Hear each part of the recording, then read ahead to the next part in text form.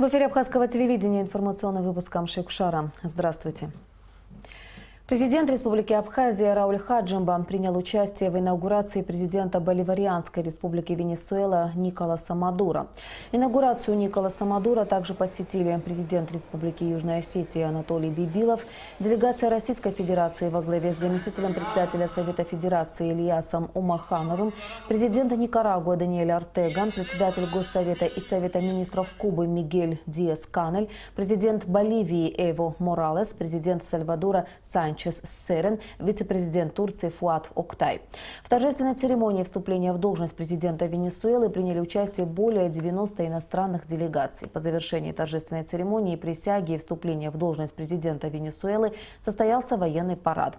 По приглашению Николаса Мадуро Рауль Хаджимба прибывает с визитом в Боливарианской республике Венесуэла.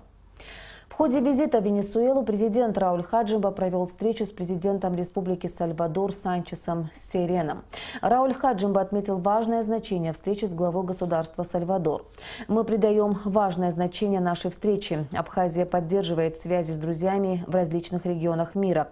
Мы будем рады, если наряду с Венесуэлой и Никарагуа у нас будут добрые отношения с Республикой Сальвадор», сказал президент. Санчес Серен отметил сходство народов Абхазии и Сальвадора в борьбе за независимость. «Мы так же, как и вы, боролись за свою свободу и добились ее. Я рад приветствовать делегацию Республики Абхазия. Это наша первая встреча, ознакомительная. Надеемся, что наши связи получат продолжение», сказал президент Сальвадора. Рауль Хаджимба преподнес в подарок Санчесу Серену юбилейную монету Национального банка Абхазии, выпущенную в честь 25-летия победы и независимости Республики Абхазия. Президент Сальвадора отметил символичность такого подарка, поскольку День независимости является важным государственным праздником Республики Сальвадор. Рауль Хаджимба также пригласил президента Сальвадора посетить Республику Абхазия. Введено ограничение на пересечение государственной границы с Республикой Грузия сроком на 2 месяца. Информация об этом размещена на официальном сайте службы госбезопасности Абхазии. Мера вызвана неблагополучной эпидемиологической ситуацией на территории Грузии, связанной со вспышкой вируса гриппа штамма H1N1, смертельно опасного для здоровья человека. Служба государственной безопасности Абхазии ввела ограничение на пересечение государственной границы с Грузией сроком на 2 месяца с 20 часов 10 января. Согласно принятому решению, запрещается въезд иностранных граждан с территории Грузии, а также выезд граждан Абхазии на территорию Грузии. Паспортные службы МВД Республики Абхазия за выходные дни выдали более 200 бланков паспортов гражданам республики. Распечатано еще 715 документов. Большую активность проявили жители столицы. 100 паспортов выдано паспортным отделом по городу Сухум и отделением ПО в Новом районе. 48 граждан получили паспорта в Гудауте и 18 в Ачимчире. Согласно приказу министра внутренних дел Гарри Аршба, паспортным подразделениям ведомства был определен дополнительный график работы с 3 по 5 января 2019 года. На первый рабочий день в 2019 году готовы к выдаче 7330 бланков. Паспортные службы извещают граждан о готовности документов и приглашают к получению в удобное для них время. Также получить информацию о готовности бланка общегражданского паспорта можно, воспользовавшись онлайн-сервисом МВД или в мобильном приложении. С графиком приема граждан в подразделениях паспортного управления можно ознакомиться на сайте МВД Республики Абхазия. Более 43 тысяч полисов обязательного медицинского страхования выдано на сегодняшний день гражданам России, постоянно проживающим на территории Абхазии. И около 700 заявлений на выдачу полисов находится в обработке. Об этом нашей редакции сообщила заместитель министра здравоохранения республики Алиса Арзанова. Всего получить страховой полис должны более 180 тысяч человек. Значительное количество граждан, обращающихся за документом, имеют просроченные паспорта, и поэтому процесс оформления полисов затягивается. В данное время в Абхазии функционирует 5 пунктов оформления и выдачи полисов ОМС в Гагре, Гудауте, Ачамчире и 2 пункта в Сухуме.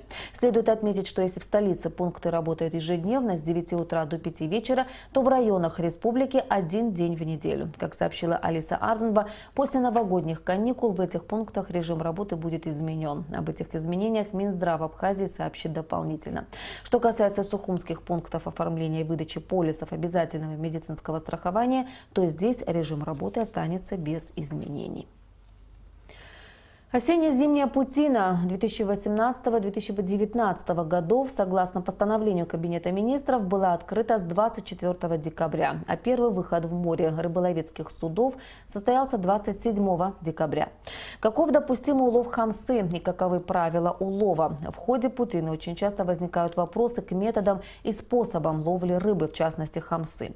С целью выявления и пресечения нарушений правил рыболовства в Абхазской акватории Черного моря при Госкомитете по экологии создается общественный совет, куда войдут депутаты, общественные деятели и журналисты. Подробнее об этом в репортаже Алеки Трапш.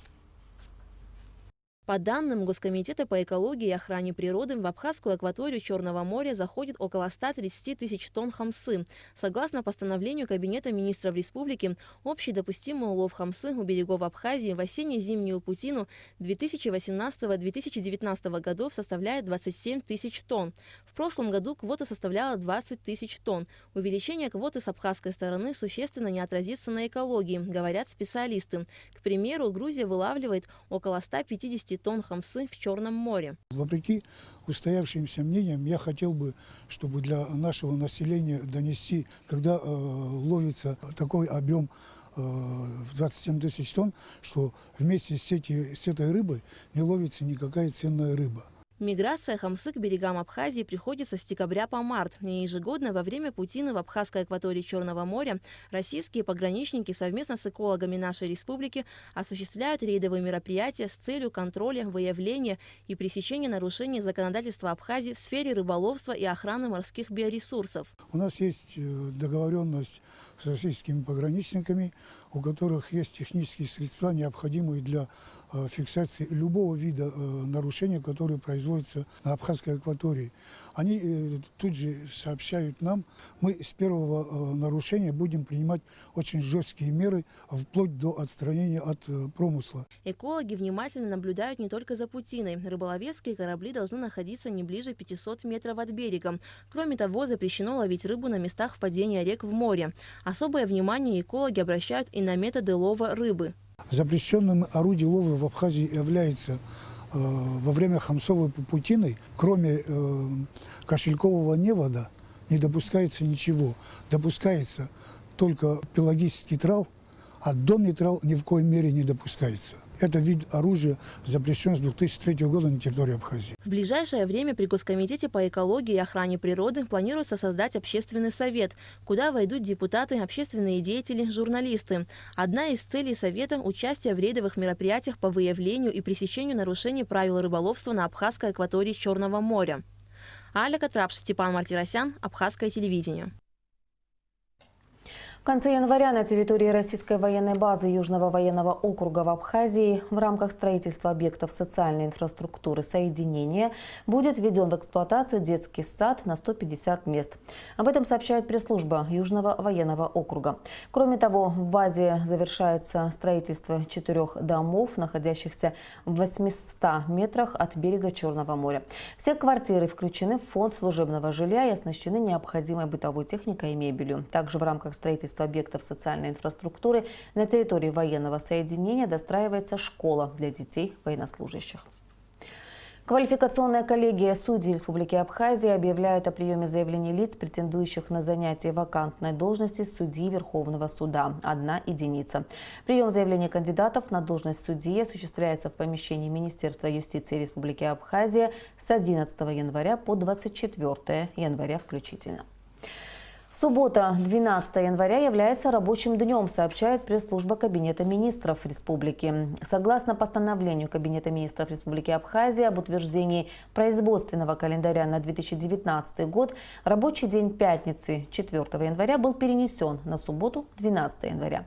Понедельник, 14 января, является праздничным нерабочим днем. 14 января в Абхазии отмечают Ажернеха – день сотворения, обновления мира. И о погоде. По сообщению Гидрометцентра, в Абхазии ожидается облачная погода с прояснениями, временами дождь, температура воздуха ночью плюс 1,6, днем плюс 7-12 градусов.